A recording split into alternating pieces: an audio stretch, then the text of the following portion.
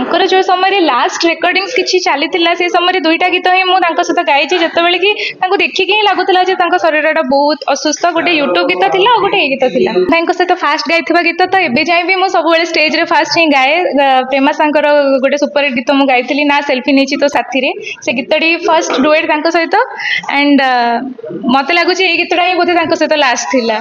ତେଣୁ ଫାଷ୍ଟ ଗୀତ ଯେମିତି ସ୍ପେଶାଲ ଥିଲା, ଲାଷ୍ଟ ଗୀତ ବି ମାନେ କହିଲେ ମାନେ ଟିକେ ମୋତେ ଭଲ ଲାଗୁନି, ବିଲିଭ୍ ହେଉନି ଯେ ତାକୁ ଗୋଟେ କହିବାକୁ ପଡ଼ୁଛି ଯେ ତାଙ୍କ ସହିତ ଶେଷ ଗୀତ ବୋଲି।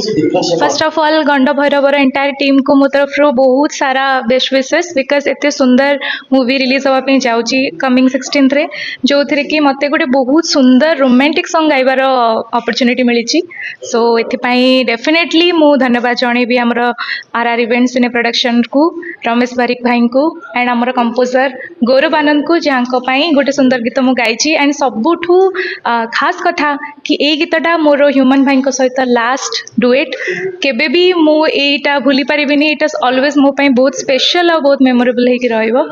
ସତ କଥା ହେଲା କି ଏଇ ଗୀତ ଯେତେବେଳେ ହ୍ୟୁମାନ ଭାଇ ଡବିଂ କରିଥିଲେ ସେତେବେଳକୁ ସେ ଅଲରେଡ଼ି ଅସୁସ୍ଥ ଥିଲେ, କିନ୍ତୁ ତାପରେ ବି ଏବେ ଶୁଣିଲେ ଲାଗୁନି ଯେମିତି ଗୋଟେ ଏତେ ଖରାପ କ୍ରିଟିକାଲ କଣ୍ଡିସନରେ ବି ସେ ଏତେ ସୁନ୍ଦର ଗାଇଛନ୍ତି। ଆଣ୍ଡ ବହୁତ ଲାଇଭଲି ଫିଲ୍ ହେଉଛି, ଭଏସ୍ ଶୁଣିଲେ ଜମା ବି ଲାଗୁନି ନାହାନ୍ତି ଆଉ କେବେ ବି ତାଙ୍କ ସହିତ ଗାଇବାର ସ୍କୋପ୍ ମିଳିବନି। ସୋ ଟିକେ ମାନେ ବହୁତ ହି ଗୋଟେ ଇମୋସନାଲ ଆଟାଚମେଣ୍ଟ ଅଛି ଏ ସଙ୍ଗ୍ ଆଉ ତାଙ୍କ ସହିତ। ଆଣ୍ଡ ଏଥିପାଇଁ ଅଗେନ୍ ମୁଁ ଥ୍ୟାଙ୍କ୍ସ ଜଣେଇବି ଆମର ପ୍ରଡ୍ୟୁସରଙ୍କୁ ଆଣ୍ଡ ଏଣ୍ଟାୟାର ଟିମ୍କୁ। କଥାରେ ତୋର ମିଠାଲୁ ସପନରେ ମୋର ଫୁଟି ପଦୁଅ, ମୋ ଭାବନାର ଉଡ଼ି ଛପର, ତୁ ହି ମୋ ଝରକା ତୁ ହି ଦୁଆର, ନିଃଶୁଳ୍କ ପୁରା ପ୍ରେମ ମୋର,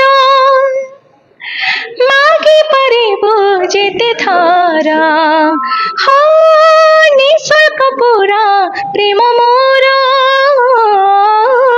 ମାଗି ପାରିବୁ ଯେତେ ଥର। ମାନେ ତାଙ୍କର ଯେଉଁ ସମୟରେ ଲାଷ୍ଟ ରେକର୍ଡିଂସ୍ କିଛି ଚାଲିଥିଲା ସେ ସମୟରେ ଦୁଇଟା ଗୀତ ହିଁ ମୁଁ ତାଙ୍କ ସହିତ ଗାଇଛି, ଯେତେବେଳେ କି ତାଙ୍କୁ ଦେଖିକି ହିଁ ଲାଗୁଥିଲା ଯେ ତାଙ୍କ ଶରୀରଟା ବହୁତ ଅସୁସ୍ଥ। ଗୋଟେ ୟୁଟ୍ୟୁବ୍ ଗୀତ ଥିଲା ଆଉ ଗୋଟେ ଏଇ ଗୀତ ଥିଲା। ତ କିନ୍ତୁ ସେ ଗାଇଲା ବେଳେ କେବେ ଜଣା ହିଁ ପଡ଼େନି ସେତେବେଳେ ଯେ ମାନେ କିଭଳିଆ ଗୋଟେ ସେ ଏମିତି ଗୋଟେ ଭଗବାନଙ୍କର ଗୋଟେ ଆଶୀର୍ବାଦ ଆଉ ଏମିତି ଭଏସ୍ ତାଙ୍କର। ଏତେ ଅସୁସ୍ଥ ଥିଲେ, ତାଙ୍କୁ ଦେଖିଲେ କଷ୍ଟ ହେଉଥିଲା, କିନ୍ତୁ ତାଙ୍କ ସ୍ୱର ଶୁଣିଦେଲେ ଲାଗୁଥିଲା କିଛି ହେଇନି, ସବୁ ବଢ଼ିଆ ବହୁତ ବଢ଼ିଆ ଗାଉଛନ୍ତି। ଡରି ଡରି ତ ନା ସେ ଡରି ଡରି ରହି ରହି ଗାଉଥିଲେ। ହଁ ରହି ରହି ଏଥିପାଇଁ ଗାଉଥିଲେ ବିକଜ ବଡିଟା ଯେତେବେଳେ ସାଥ ଦିଏନି ତ ନିହାତି ରହି ରହି ଗାଉଥିଲେ, କିନ୍ତୁ ଆଉଟପୁଟଟା ଫାଇନାଲି ତାଙ୍କର ଯାହାଟା ବାହାରୁଥିଲା ନା ସେଇଟା ସବୁବେଳେ ଏକ୍ସକ୍ଲୁସିଭ ଆଉଟପୁଟ ବାହାରୁଥିଲା, ମାନେ ସେଥିରେ କିଛି ମାନେ କ୍ୱେଶ୍ଚିନ୍ ହିଁ ନାହିଁ। ଫୁଲ୍ଲି ସାଟିସ୍ଫାଏଡ୍ ହେଉଥିଲେ ସମସ୍ତେ ଷ୍ଟୁଡିଓରେ, ଭଏସ୍ ହିଁ ସେମିତି ତାଙ୍କର ଥିଲା। ଭାଇଙ୍କ ସହିତ ଫାଷ୍ଟ ଗାଇଥିବା ଗୀତ ତ ଏବେ ଯାଏଁ ବି ମୁଁ ସବୁବେଳେ ଷ୍ଟେଜ୍ରେ ଫାଷ୍ଟ ହିଁ ଗାଏ। ପ୍ରେମା ସାଙ୍କର ଗୋଟେ ସୁପରହିଟ୍ ଗୀତ ମୁଁ ଗାଇଥିଲି ନା ସେଲ୍ଫି ନେଇଛି ତୋ ସାଥିରେ, ସେ ଗୀତଟି ଫାଷ୍ଟ ଡୁଏଟ୍ ତାଙ୍କ ସହିତ।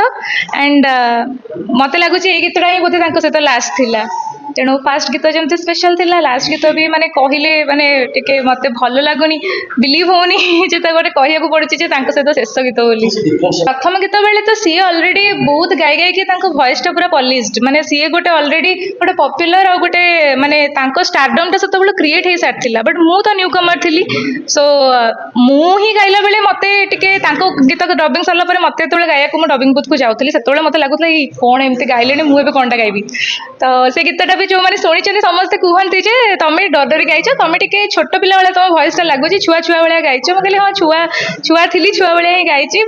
ଏକ୍ସପିରିଏନ୍ସଟା ଆମକୁ ବହୁତ ଜିନିଷ ଶିଖାଏ ନା, ତେଣୁ ଡିଫରେନ୍ସଟା ସେତିକି ଯେ ସେତେବେଳେ ଏତେ ପ୍ରମ୍ପ୍ଟ ନଥିଲି, ଆଉ ଏବେ କନଫିଡେନ୍ସ ଆସିଲା ପରେ ଆଉ ଟିକେ ବେଟର ହେଲା। ଆଉ ସିଏ ଷ୍ଟୁଡିଓକୁ ଆସିଲେ ମାନେ ତାଙ୍କର ଥଟ୍ଟା ମଜା କମେଡି ଏସବୁ ଚାଲେ, ତାଙ୍କର କିଛି ମାନେ ଏଗୁଡ଼ାକ ମୁଁ କେବେ ଫିଲ୍ କରିନି। ଯଦି କାହାକୁ ସେମିତି ଫୋନରେ ସେ କହିଥିବେ, କିନ୍ତୁ ଆସିଲା ମାନେ ସବୁବେଳେ ସେ ଖୁସ୍ ମିଜାଜ୍, ସବୁବେଳେ ଅଲ୍ ଟାଇମ୍।